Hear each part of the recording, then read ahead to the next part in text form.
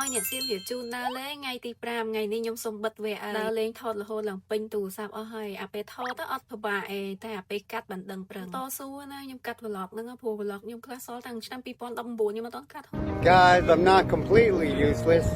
I can still be used as a bad example. ថ្ងៃហ្នឹងគឺខ្ញុំមាន plan ដើរប្រាសាទហើយខ្ញុំទៅប្រាសាទបាក់សីចាំក្រុងហើយឃើញគេលក់ផ្កាចេះតែទិញដាក់លេងទៅឲ្យយើងការខ្ញុំមកជើងមុនប្រាសាទគេនៅបើកខ្ញុំបានឡើងដល់លើប៉ុន្តែលើកនេះគេជួសជុលហើយចេញមកវិញខ្ញុំទៅប្រាសាទបខានខ្ញុំមកលើកមុនអត់បានចូលទៅក្នុងហ្នឹងទេខ្ញុំមកជិះទូកនេះចិត្តហ្នឹងដល់ពេលលើកនេះបានដើរបានដឹងថាធំញាក់សាដើរឡើងហត់ហ្មងដើរតាំងពីមេឃបើកថ្ងៃតាមពិតមេឃអត់សូវក្តៅខ្លាំងទេណាប៉ុន្តែវាបែកញើសដែរឥឡូវបានមកដល់បឹងមច្ឆាដែលគេលើនៅចាំថតរូបមានណាមនុស្សទៅថតនៅនឹងច្រើនណាឥឡូវភ្លៀងខ្លាំងមែនតើចែកជើងគ្នាពេញតែលើកនេះចាត់ទុកថាសំណាងដែរទោះបីមេឃភ្លៀងមែនណាតែយើងមិនងាយណាបានមកប្រាសាទដើរលេងពេលភ្លៀងអញ្ចឹងពេលភ្លៀងហ្នឹងជ្រកនៅប្រាសាទហើយមើលមេឃភ្លៀងធ្លាក់មកអញ្ចឹងឡើង relax ឡើង peaceful ខ្លាំងមែនតើពេលមេឃភ្លៀងហើយអញ្ចឹងមានសលេងសត្វស្លាប់យំធម្មជាតិលឺឡើងខ្លាំងពេញហ្នឹងទៀតណាអ្នកនរហ៊ានមកប្រាសាទបខានហ្នឹងត្រូវលៃពេលឲ្យដល់រសៀលឬក៏ល្ងាចអីបានចូលញ៉ាំបបរនៅហ្នឹងឆ្ងាញ់ខ្ញុំមកជើងមុនណាខ្ញុំឃើញមនុស្សឡើងណែននៅហ្នឹងប៉ុន្តែពេលហ្នឹងខ្ញុំឆ្អែតខ្ញុំអត់បានញ៉ាំបបរហ្នឹងគឺខ្ញុំញ៉ាំឆ្ងាញ់ជាងគេបំផុតហ្មងរសជាតិវាឆ្ងាញ់ហើយប៉ុន្តែវាបូករួមជាមួយពេលមេឃភ្លៀងអញ្ចឹងហើយយើងកំពុងតែឃ្លានទៀតចាខ្វាយគាត់អាំងសិនមុននឹងយកមកអញ្ចឹងវាសាច់រៀងស្រួយហ្នឹងក៏ឆ្ងាញ់ដែរខ្ញុំញ៉ាំអត់មានអោយសល់អីមិនតិចគេញ៉ាំបោះហើយខ្ញុំក៏ទៅទិញមុខឈីនេះសាកនឹងគេទៅព្រោះគេកំពុងល្បីដែរគ្រឿងគេមានច្រើនមុខហើយយើងដាក់បានទាំងអស់ប៉ុន្តែ